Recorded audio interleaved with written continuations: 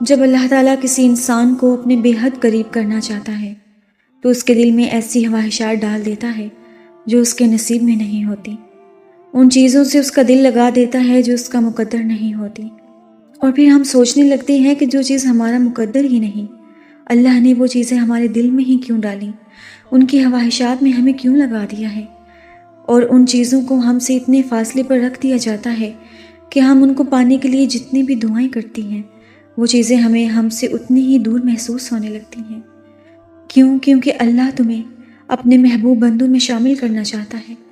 اللہ آپ کو اس مقام تک لانا چاہتا ہے جہاں پر تمہارے صبر کو آزمایا جاتا ہے، اس مقام تک جہاں پر صرف اس کے محبوب بندے ہی جا سکتے ہیں، اس مقام تک جہاں ہمارا توکل، ہمارے آنسو، ہمارے سجدے اور ہماری یہ باتیں ہمیں اس کا پیارا بنا دیتی ہیں، اور ہر کوئی تو اس کا پیارا نہیں ہوتا نا، اور تب اپنے لیے مانگتے مانگتے تم اس راستے پر چل پڑتے ہو جس کے آڑ پر تمہارا رب تمہارا منتظر ہوتا ہے۔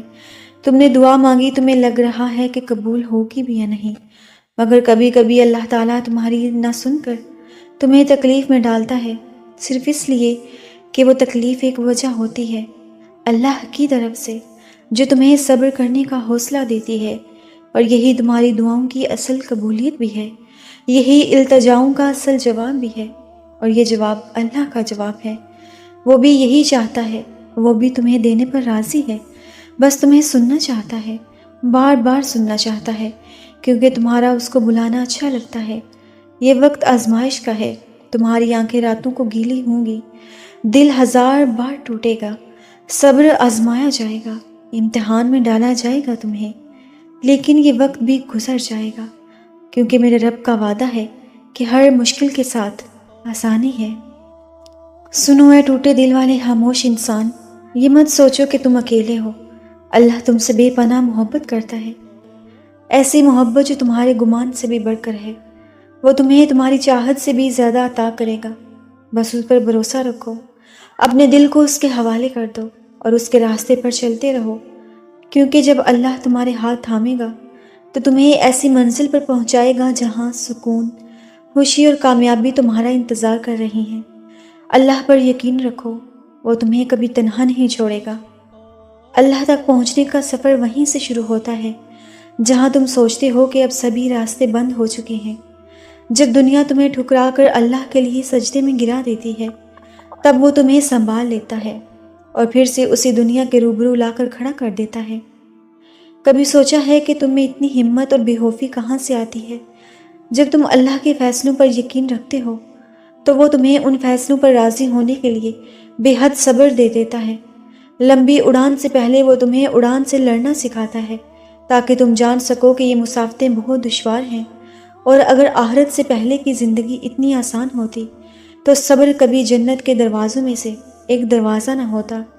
توکل رکھو، جو امیدیں اللہ سے وابستہ کر لیتے ہیں اور پھر ان کے دلوں کو کبھی مایوس نہیں ہونے دیتا، وہ ہتھیلی تب تک خالی نہیں ہونے دیتا جب تک اسے اس سے بہتر چیز سے نہیں نواز دیتا۔ تم اسے تھامے رکھو، وہ تمہیں تھکنے نہیں دے گا۔ وہ سب جانتا ہے جو تم ظاہر کرتے ہو، اور وہ جو تم چھپاتے ہو، وہ اس دکھ کا بھرم کبھی نہیں توڑے گا جو تم نے اس کے سوا اور کسی کو نہیں سنایا۔ تم اسے وقت دو، وہ تمہارا وقت ٹھیک کر دے گا۔ تمہیں ابھی لگے گا کہ سب ختم ہو گیا ہے، مگر وہ تمہیں پھر سے آزمائش کے بعد زندگی کی جانب واپس لے جائے گا اور خوشیاں تمہارا مقدر کر دے گا۔ اللہ سے بڑھ کر کوئی آپ سے محبت نہیں کر سکتا، نہ کوئی آپ کو اس کی طرح سمجھ سکتا ہے، نہ کسی کی عطا اس جیسی ہو سکتی ہے، اور نہ کوئی آپ کا مان اور بھرم اللہ کی طرح رکھ سکتا ہے۔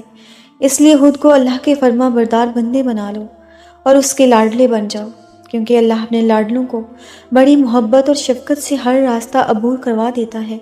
بس اس پر یقین رکھو، اس کی محبت کو اپنی زندگی کا حصہ بنا لو، اور دیکھو کیسے وہ آپ کو اپنی رحمتوں سے نوازتا ہے۔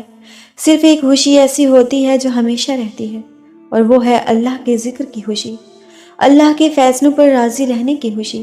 جو اللہ کے فیصلوں پر راضی رہ جائے اس کو کوئی غم نہیں ہوتا، کیونکہ اسے یقین ہوتا ہے کہ میرا رب جو بھی کرے گا وہ میرے حق میں بہتر ہوگا۔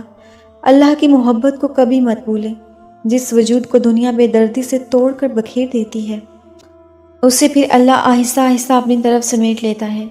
اللہ امتحان لیتا ہے تاکہ صابر رہو، آزمائش میں ڈالتا ہے تاکہ اس کے شکر گزار رہو، رلاتا ہے تاکہ صاف دل رہو، نوازتا بھی ہے تاکہ اس پر یقین رکھو۔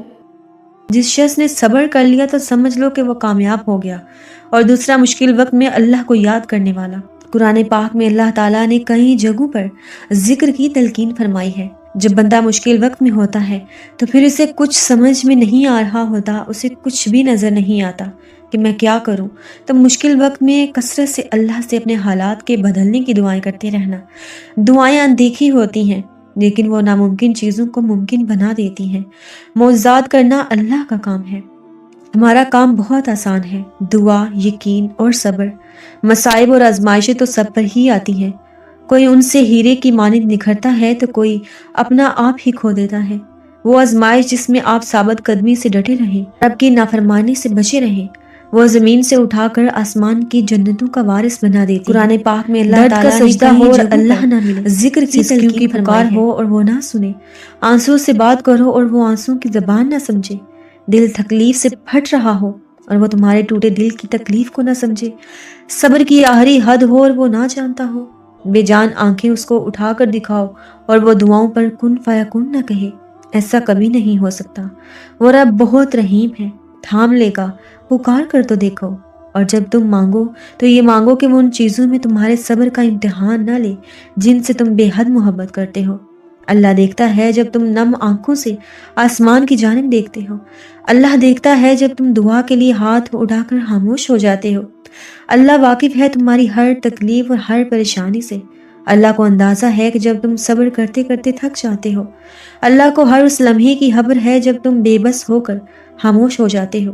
یقین رکھو، صبر رکھو، اور امید رکھنے والوں کو اللہ کبھی نا امید نہیں چھوڑتا۔ جانتے ہو تم ہاس کیوں ہو؟ کیونکہ تم ہر بار صبر کر لیتے ہو، تم شکوہ نہیں کرتے، تم خود کو بدل رہے ہو، تمہاری تنہائی میں رب سے باتیں ہوتی ہیں، تم نے مقصد حیات کو جاننا شروع کر دیا ہے، تمہاری امید اللہ سے ہے ان حالات میں جب کچھ بھی تمہارے حق میں نظر نہیں آتا، کیونکہ تمہیں اللہ نے چن لیا ہے، اور جن کو وہ چن لیتا ہے ان کو ہاس کر دیتا ہے۔ اور آخر میں جاتے جاتے میرے ساتھ اس دعا پر آمین کہہ دے جائیے۔ کسی کی آمین پر اللہ کن فرما دے۔ یا اللہ، ہم آپ سے اپنے صغیرہ کبیرہ گناہوں اور نافرمانیوں کی معافی مانگتے ہیں۔ آپ ہمیں پریشانیوں، مشکلوں، مصیبتوں، محتاجوں، بیماروں، تنگ دستی، بے بسی اور دور حاضر کے فتنوں سے محفوظ فرما لیجیے۔ ہمارے دل اور دماغ کو اتنی وسعت عطا فرمائیے کہ ہم ان مشکلات سے نکلنے کی تدبیریں کر سکیں۔